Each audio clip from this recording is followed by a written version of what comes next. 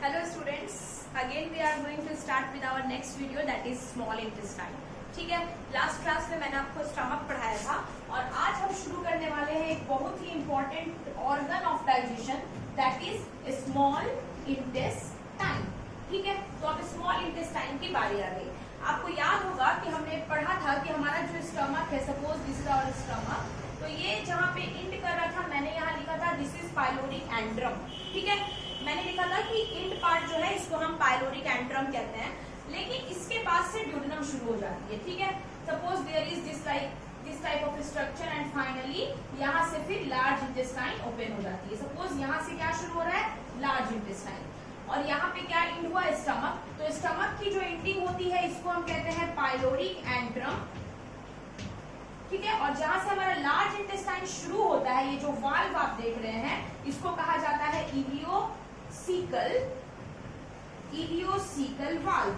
ये तो हम फिर से पढ़ेंगे इलियोसिकल वाल्व जब हम स्मॉल इंटेस्टाइन को इंड कर रहे होंगे. लेकिन मैंने आपको इसका एक्सटेंशन इसलिए पढ़ाया है क्योंकि अगर कोई पूछेगा आपसे कि where is a small intestine located, small intestine की लोकेशन क्या है, तो आप आराम से बता सकते हो कि इट इज एक्सटेंडेड बिटवीन, ये फैला हुआ है pyloric antrum to ileocaecal valve. ये पाइलोरिक एंट्रम और इलियोसिकल वाल्व के बीच में जो स्ट्रक्चर होता है, this structure is known as small intestine. इसी को हम क्या बोलते हैं, स्मॉल इंटेस्टाइन बोलते हैं. तो हमारा स्मॉल इंटेस्टाइन पाइलोरिक एंट्रम से एंटेरियरली और पोस्टीरियरली में इसके क्या है, इलियोसिकल वाल्व. ठीक है, यानी कि पाइलोरिक एंट्रम और इलियोसिकल वाल्व के बीच में जो स्ट्रक्चर है that structure is known as small intestine. ठीक है, तो चलिए बात करते हैं हम लोग सबसे पहले कि स्मॉल इंटेस्टाइन जो होते हैं इसमें 3 पार्ट्स बताए गए हैं स्टूडेंट्स. स्मॉल इंटेस्टाइन के बारे में और भी एक जानकारी मैं आपको बता दूं कि स्मॉल इंटेस्टाइन की जो लेंथ होती है, इसकी जो लेंथ होती है वो 6 मीटर होती है सबसे ज्यादा, लेकिन हम इसको स्मॉल इंटेस्टाइन बोलते हैं. लार्ज इंटेस्टाइन से भी ज्यादा इसकी लेंथ है, फिर भी हम इसको स्मॉल इंटेस्टाइन बोलते हैं क्योंकि इसका डायमीटर कम होता है. इसकी जो डायमीटर होती है ना वो कम होती है, लार्ज इंटेस्टाइन की डायमीटर ज्यादा होती है, इसलिए हम इसको स्मॉल इंटेस्टाइन कहते हैं. और इसकी टोटल लेंथ जो होती है वो 6 मीटर होती है. अभी मैंने आपको बताया कि ये कहाँ लोकेटेड होता है, तो between pyloric antrum to the ileocaecal valve, इस बीच में ये जो पोर्शन है यही है आपका स्मॉल इंटेस्टाइन. ठीक है, मैंने बोला कि इसमें 3 पार्ट्स होते हैं. ये 3 पार्ट्स कौन है स्टूडेंट्स, सबसे पहला जो पार्ट होता है दैट इज एंटीरियर. एंटीरियरली जहां से स्मॉल इंटेस्टाइन शुरू होती है that is the first part known as duodenum. इसको हम क्या कहते हैं, ड्यूडेनम कहते हैं. ठीक है, उसके बाद जो हमारा मिडिल पार्ट होता है students, second part that is our middle part. तो मिडिल पार्ट को हम कहते हैं जेजुनम. और जो हमारा तीसरा और सबसे पोस्टीरियर पार्ट होता है that part is known as ileum. यानी कि हमारा जो स्मॉल इंटेस्टाइन है ना उसमें बेसिकली 3 पार्ट होते हैं, duodenum, jejunum and ileum. Ilium is the posterior one and duodenum is the anterior one. ये इलियम सबसे बाद में है that is why it is posterior. ठीक है, तो यहाँ पे हमारे 3 पार्ट हो गए. आपको मैं काम बताऊं अगर स्मॉल इंटेस्टाइन का, तो स्मॉल इंटेस्टाइन का सबसे पहला काम होता है मैक्सिमम एब्जॉर्प्शन. स्मॉल इंटेस्टाइन सबसे ज्यादा इन्वॉल्व होती है एब्जॉर्प्शन. एब्जॉर्प्शन का मतलब होता है हिंदी में अवशोषण. जो भी आपने खाना खाया वो पूरी तरह से जब डाइजेस्ट हो जाता है तो उसकी जो एनर्जी है उसको पहले एब्जॉर्ब करती है स्मॉल इंटेस्टाइन ताकि वो उसको ब्लड के साथ मिक्स कर सके. तो स्मॉल इंटेस्टाइन ही है जो डाइजेस्टेड फूड से निकलने वाले एनर्जी को क्या करती है, एब्जॉर्ब कर लेती है. ठीक है, तो एब्जॉर्प्शन जो है वो मैक्सिमम किसका काम है, स्मॉल इंटेस्टाइन का काम है. ठीक है, लेकिन इसमें एक पार्ट आपको और दिख रहा होगा जो सबसे पहला पार्ट है ड्यूडेनम. ये little bit role in digestion भी है इसका. ठीक है, स्मॉल इंटेस्टाइन में डाइजेशन भी पूरा किया जाता है, तो ड्यूडेनम जो है वहीं पर आकर अंतिम डाइजेशन होता है. लास्ट डाइजेशन पूरा करने वाला जो ऑर्गन है वो ड्यूडेनम है. लेकिन ड्यूडेनम के बाद 80% रोल जो है स्मॉल इंटेस्टाइन के का जो है वो किसमें है, एब्जॉर्प्शन में. ठीक है, तो एब्जॉर्प्शन और डाइजेशन दोनों से रिलेटेड है हमारी स्मॉल इंटेस्टाइन. इसके लिए इनमें कुछ स्ट्रक्चर्स हैं जो आपको मेनली पढ़ने चाहिए, जिनके बारे में आपको इन्फॉर्मेशन होनी चाहिए। जैसे फॉर एग्जाम्पल, चूंकि सबसे इंपॉर्टेंट काम एब्जॉर्प्शन है, तो इसमें एब्जॉर्प्शन के लिए पढ़ाया गया है कि जो हमारा जेजुनम होता है, इस जेजुनम के पास एक स्ट्रक्चर प्रेजेंट है that is known as villi. Villi एक स्ट्रक्चर है जो जेजुनम में प्रेजेंट है और इसी स्ट्रक्चर में एब्जॉर्प्शन होता है, और इसलिए हम इसको इंटेस्टिनल विलाई भी कहते हैं। मैं आपको बता दूं कि स्मॉल इंटेस्टाइन जो होती है, इसको हम गैस्ट्रो इंटेस्टिनल ट्रैक्ट में रखते हैं, यानी कि ये इंटेस्टाइन जो है हमारा वो जीआई ट्रैक्ट के अंदर आता है, ठीक है। तो यहाँ पे जो हमारा जेजुनम है, जेजुनम के अंदर विलाई है, उसी विलाई के थ्रू क्या होता है, एब्जॉर्प्शन होता है। लेकिन आप देख सकते हैं कि यहाँ पे डाइजेशन का भी रोल है। इसका मतलब कि हमारे स्मॉल इंटेस्टाइन में कुछ ग्लैंड्स भी प्रेजेंट होंगे, बिल्कुल ग्लैंड्स प्रेजेंट होंगे। तो चलिए आगे बढ़ते हैं, हमारे स्मॉल इंटेस्टाइन की स्टडी को पूरा करते हैं। Let's have a concept with villi. तो चलिए बात करते हैं विलाई के बारे में। ओके स्टूडेंट्स, तो हम बात करने वाले हैं विलाई के बारे में, ठीक है। तो that is known as intestinal villi, intestinal villi. तो चलिए बात करते हैं इंटेस्टिनल विलाई के बारे में, ठीक है। तो सपोज कीजिए villi is just like this, इस तरह से फोल्डिंग्स होती है। ये जो फोल्डिंग्स आप देख रहे हैं ना, इन्हीं को हम क्या कहते हैं, विलाई कहते हैं। These are the projections. सबसे पहले मैं आपको बता दूं कि विलाई जो होती है, इनकी जो हाइट होती है ये 1 mm तक होती है, ठीक है। इनकी जो हाइट होती है ये 1 mm होती है, लेकिन इनका जो डायमीटर होता है, ये तो आपको मैंने बड़ा करके बनाया है, पर इनका जो दिस इज द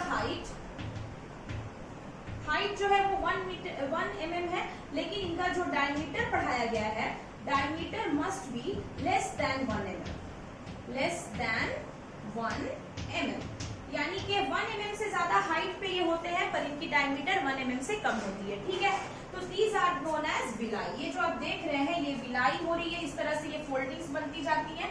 लेकिन यहाँ जो एक सिंगल फोल्ड की अगर मैं बात करूं, तो सिंगल फोल्ड को हम कहते हैं विलस। क्या कहते हैं, विलस कहते हैं। तो इसका सिंगल फोल्ड विलस होता है, लेकिन इस ओवरऑल फोल्डिंग्स को हम क्या कहते हैं, विलाई कहते हैं। ये बहुत लंबे नंबर्स में होते हैं, there is a major in foldings, बहुत ज्यादा फोल्डिंग्स होती हैं इसमें। ये फिंगर लाइक प्रोजेक्शंस कहलाते हैं। इंटेस्टिनल विलाई के लिए टर्म यूज होती है finger like projections, finger like projections, ठीक है। ये तो आपकी विलाई हो गई। इसकी खास बात यह है कि इसके बाउंड्री पर इस तरह से कॉल्यूमनर सेल्स प्रेजेंट होते हैं। ये जो विलाई आप देख रहे हैं, विलाई की बाउंड्री पर इस तरह से कॉल्यूमनर सेल्स प्रेजेंट होते हैं, कॉल्यूमनर सेल्स आर प्रेजेंट, ठीक है। इसमें कॉल्यूमनर सेल्स प्रेजेंट होते हैं, और इन कॉल्यूमनर सेल्स के ऊपर में ऐसे हेयर लाइक बहुत सारा प्रोजेक्शन देखा जाता है। हेयर लाइक स्ट्रक्चर्स हम कॉल्यूमनर सेल्स के ऊपर में इस तरह के हेयर लाइक स्ट्रक्चर्स देखे जाते हैं, और इन हेयर लाइक स्ट्रक्चर्स के बारे में बताया गया कि these are known as microvilli. इनको हम क्या कहते हैं, माइक्रोविलाई कहते हैं। विलाई तो एक स्ट्रक्चर था ही, लेकिन उसके ऊपर जो कॉल्यूमनर सेल्स है, कॉल्यूमनर सेल्स के ऊपर भी एपिटोसाइट्स होते हैं, यानी कि एक तरह के सेल्स होते हैं जो हेयर लाइक स्ट्रक्चर को डेवलप करते हैं, and that hair like structure is known as microvilli. इसके माइक्रोविलाई और विलाई इस दोनों का काम ही है सरफेस एरिया को बढ़ा देना।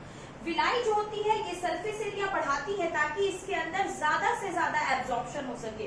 फॉर एग्जाम्पल, इनके अंदर ज्यादा से ज्यादा फ्लूइड कलेक्ट हो सके, जो हमारा डाइजेशन के बाद जो डाइजेस्टिव एनर्जी रिलीज हो रही है, जो केमिकल्स हैं, वो सब आकर के इसमें ज्यादा से ज्यादा स्टोर हो सके।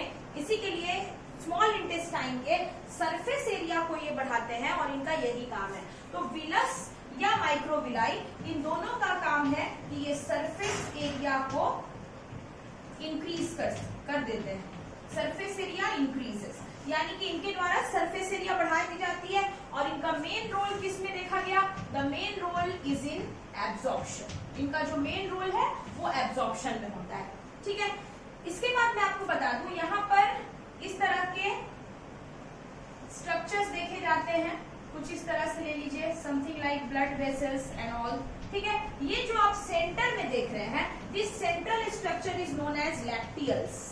इसको हम क्या कहते हैं? लैक्टियल्स कहते हैं। जैसे कि फैट जो हम खाते हैं तो हमारा जो फैट एब्जॉर्ब होता है वो लैक्टियल्स के रूप में एब्जॉर्ब होता है। आगे आप पढ़ने वाले लैक्टियल्स के बारे में, जब आपको फैट का डाइजेशन और एब्जॉर्प्शन में पढ़ाऊंगी उस समय ये शब्द यूज होगा लैक्टियल्स। तो ये बीच में सेंट्रल सेल के जैसा स्ट्रक्चर देखा जाता है जिसको हम लैक्टियल्स कहते हैं। और लैक्टियल्स जो होते हैं वो आगे जाकर लिम्फेटिक वेसल्स में मिल जाते हैं।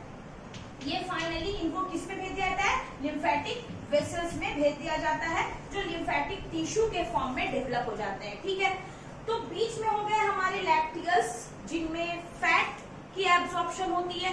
फैट जो है वो लैक्टियल्स के फॉर्म में ही डेवलप होता है। और इस दोनों तरफ आप देख रहे हैं, we can call it arterioles. ये जो ब्लड वेसल है इनको हम आर्टेरियोल्स कह सकते हैं। These are known as arterioles. और we can commonly say them blood vessels. यहाँ पे हमारी ब्लड वेसल्स प्रेजेंट होती हैं। और एक सबसे इंपॉर्टेंट बात, आखिर विलाई प्रेजेंट तो होता है स्मॉल इंटेस्टाइन के जेजुनम पार्ट में, लेकिन मैंने आपको जैसे स्टमक में 4 लेयर पढ़ाया था वैसे ही हमारी स्मॉल इंटेस्टाइन में भी 4 लेयर्स है।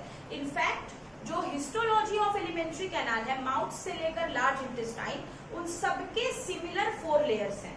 तो इसका मतलब है कि स्मॉल इंटेस्टाइन में भी जो सबसे इंटरनल है उसका नाम क्या होगा? स्टमक की तरह म्यूकोसा। इसका मतलब ये जो विलाई पोर्शन डेवलप होता है ये म्यूकोसा में डेवलप होता है। ठीक है, तो आपको याद रखना है कि स्मॉल इंटेस्टाइन के इनर लेयर और इसके इनर लेयर का नाम क्या है? म्यूकोसा। तो म्यूकोसा के अंदर ही विलाई का फॉर्मेशन होता है। विलाई का फॉर्मेशन कहाँ होता है? म्यूकोसा के अंदर होता है। ठीक है, मैंने आपको पहले ही बताया है कि जब इस सारे टिश्यूज के डिटेल्स करेंगे हम तो आपको क्लियर समझ आ जाएगी। अभी यहाँ पर फोकस्ड है हमारा कि एग्जैक्टली विलाई हमारे लिए क्या काम कर रहा है। तो विलाई हमारे पास विलाई फिंगर लाइक प्रोजेक्शन है जिनकी हाइट 1 mm तक जा सकती है, इनकी डायमीटर 1 mm से कम होनी चाहिए। नंबर 2, विलाई के बाहर में कॉल्यूमनर सेल्स होते हैं। ये सेल्स और भी बहुत सारे काम में यूज होते हैं, आगे आप पढ़ने वाले हैं। इंटेस्टिनल ग्लैंड्स आपको पढ़ाए जाएंगे कि स्मॉल इंटेस्टाइन में कौन कौन से ग्लैंड्स हैं, क्योंकि आपने देखा है कि स्मॉल इंटेस्टाइन का रोल डाइजेशन के प्रोसेस में भी है। तो इसपे हेयर लाइक जो स्ट्रक्चर आप देख रहे हैं ना, इसको हम माइक्रोविलाई कहते हैं। Hair like projections are microvilli. Microvilli और विलाई दोनों मिल करके सरफेस एरिया को बढ़ाते हैं ताकि ज्यादा से ज्यादा एब्जॉर्प्शन हो सके। माइक्रोविलाई के अंदर प्रेजेंट होते हैं सेंट्रल रिंग लाइक स्ट्रक्चर, और सेंट्रल रिंग को हम कहते हैं लैक्टियल्स, जिसकी कहानी फैट के एब्जॉर्प्शन से रिलेटेड है। बाकी आर पार दोनों साइड में आप देख रहे हो ब्लड वेसल्स प्रेजेंट होता है जिनको आप आर्टेरियोल्स बिल्कुल कह सकते हो। ठीक है, तो ये हुआ हमारा एक basic concept about the small intestine, the Venus part. ठीक है, तो इस वीडियो में हम इतना ही कंप्लीट करेंगे। मिलते हैं आपसे अपनी अगली वीडियो में। और हमारी जो अगली वीडियो आ रही है students, that video is related with the intestinal glands of small intestine. आपका जो स्मॉल इंटेस्टाइन है उसमें कितने तरह के ग्लैंड्स हैं, किसका क्या काम है। वीडियो को मैंने यहाँ पे शॉर्ट रखा है ताकि आप आराम से उसको डाउनलोड भी कर सके, आराम से शेयर भी कर सके। बहुत बड़ी फाइल की वीडियो होती है तो आपको प्रॉब्लम भी होती है, तो शॉर्ट वीडियोस हैं जिनको आप आराम से देखें, शेयर करें एंड सब्सक्राइब द चैनल। जितने भी नए लोग जुड़ रहे हैं हमारे साथ, बहुत ही अच्छी इंक्रीमेंट है, तो please support RBC online and thank you so much.